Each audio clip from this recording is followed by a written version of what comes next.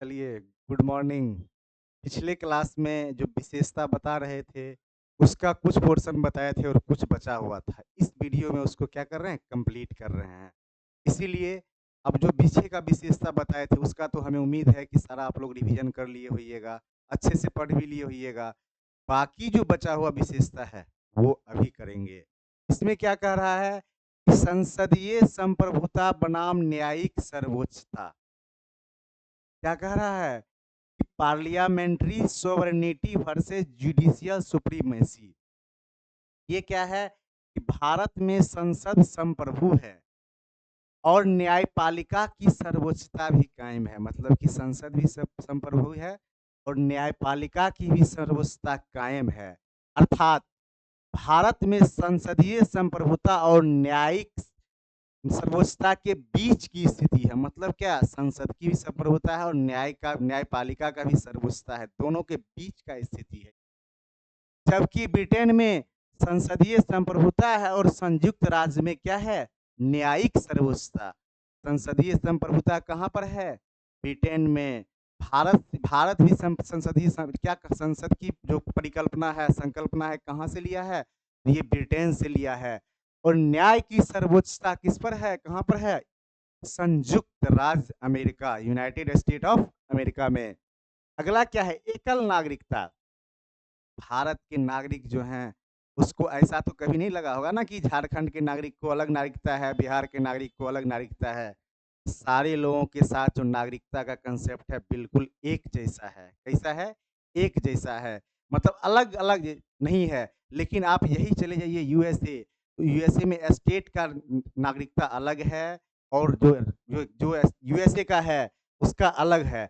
अमेरिकी नागरिक के पास राष्ट्र की नागरिकता अलग है और क्या है, संबंधित राज्यों की नागरिकता अलग है।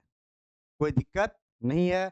दिक्कत होगा तो फिर से आप बोलिएगा, मतलब कोई हेजिटेशन नहीं करना है। कहीं से कोई से बहुत क्लियर तरीके से लिखा गया है, आपको पढ़ने से ही समझ में आ जाएगा ये सब चीज़। चलिए अब नेक्स्ट में देखते हैं क्या है। सार्वभौम वयस्क मताधिकार क्या है, वयस्क मताधिकार। तो इसमें क्या दिया गया है कि सरकारों के निर्वाचन में देश के सभी वयस्क नागरिक मतदान का प्रयोग करते हैं। मतलब क्या, देश के जो सारे नागरिक हैं वो क्या करते हैं, मतदान का प्रयोग करते हैं। मूल संविधान में क्या था, 21 वर्ष के नागरिक को अधिकार प्राप्त था। लेकिन 61वां संविधान संशोधन 1988 में क्या है, मताधिकार का एज घटा दिया गया है। क्या कर दिया गया है, एज को कम कर दिया गया है। और क्या कर दिया गया, ये इम्पोर्टेंट है आप लोग के लिए। देखिए ये सब चीज़ बहुत इम्पोर्टेंट है, ये आप लोग देख लीजिएगा। क्या आयु घटा के क्या कर दिया गया, 18 साल। और इसके तहत भारत विश्व, इसीलिए भारत विश्व का सबसे बड़ा लोकतांत्रिक देश बन गया। विश्व का सबसे बड़ा लोकतांत्रिक देश कौन सा है, तो भारत है। और इसमें क्या है, समानता भी। अगला पॉइंट क्या है, समानता, इक्वलिटी। तो भारतीय संविधान से कानूनी समानता के साथ साथ सामाजिक समानता भी है। मतलब क्या, कानूनी समानता है ऐसी बात नहीं है, सामाजिक समानता भी है। समाज में भी सब लोग एक हैं। इसके अंतर्गत किसी भी व्यक्ति को जाति, धर्म, लिंग, वंश, स्थान के आधार पर भेदभाव बिल्कुल नहीं किया जा सकता। कोई किसी के साथ भेदभाव नहीं कर सकता। चलिए अब देखिए ये क्या है, 3 टायर गवर्नमेंट है। मूल संविधान में 2 टायर था, लेकिन 3 टायर गवर्नमेंट कब आया था, तो 1992 में 73वां और 74वां संविधान संशोधन हुआ। एक में क्या है, ग्राम पंचायत, और दूसरे में क्या है, नगर निगम। ठीक है। इसके लिए भाग 9 में कुछ अनुच्छेद को जोड़ा भी गया।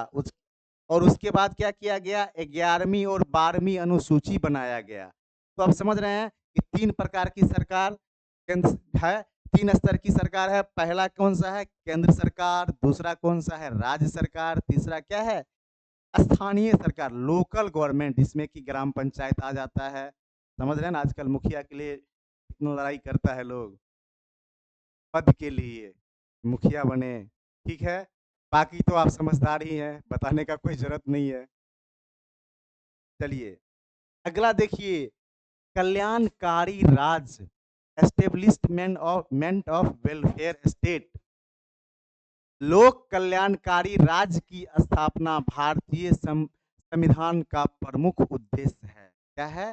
भारतीय संविधान का प्रमुख उद्देश्य क्या है? लोक कल्याणकारी राज्य की स्थापना। राज्य के लोगों को न्यूनतम आवश्यकताओं की पूर्ति के लिए ये कटिबद्ध है। भारत का जो संविधान है, न्यूनतम आवश्यकता, मिनिमम नीड्स जो होते हैं, उसकी को पूर्ति करने के लिए क्या है, भारत का संविधान एकदम कटिबद्ध है, प्रतिबद्ध है। वो चाहता है कि मिनिमम आवश्यकता जो है लोगों को वो बिल्कुल मिले। ठीक है? अब नेक्स्ट में क्या है, इसके अतिरिक्त संप्रभु राज्य, समाजवादी, पंथ निरपेक्ष राज्य, मौलिक अधिकार, राज्य के नीति निर्देशक तत्व, मौलिक कर्तव्य, न्यायिक पुनरावलोकन, लोकप्रिय प्रभुसत्ता इत्यादि जैसे तत्व भारतीय संविधान को विहंगम स्वरूप प्रदान करता है, मतलब एक बहुत अच्छा स्वरूप देता है। अब तो समझ रहे हैं ना कि भारत के संविधान की विशेषता क्या है? समझ गए होइएगा ना? अब देखिए क्या है, इसलिए कहा जा सकता है कि भारतीय संविधान की विशेषता अद्भुत और अपने आप में अनूठी है और किसी अन्य देश के संविधान में ऐसा बिल्कुल नहीं दिखाई देता है। अब देखिए आज तक जितना भी वीडियो जाएगा आपके पास गया होगा, उसमें क्या पढ़े, संविधान क्या है, संविधान का निर्माण क्यों करते हैं, संविधानवाद क्या है, राज्य के भारत में क्या करते हैं, भारतीय राज्य व्यवस्था क्या है, और ये सबसे इम्पोर्टेंट क्या था, विशेषता पढ़ना। इतना विशेषता एक साथ आपको मिल रहा है, ये तो बहुत अच्छी बात है ना। इसके लिए आपको क्या करना है वो तो पता ही है, लाइक सब्सक्राइब कीजिए और शेयर कीजिए, जिससे बहुत सारे लोगों तक ये जाए और सारे लोग सीखने का कोशिश करें। हमेशा नेचर सीखने का रखना चाहिए, ये डेवलपिंग नेचर है। और इसी के साथ फिर नेक्स्ट वीडियो में आपसे मिलते हैं। धन्यवाद। नेक्स्ट वीडियो में ज़रूर मिलें, आप लोग जुड़ें ज़रूर अच्छे से।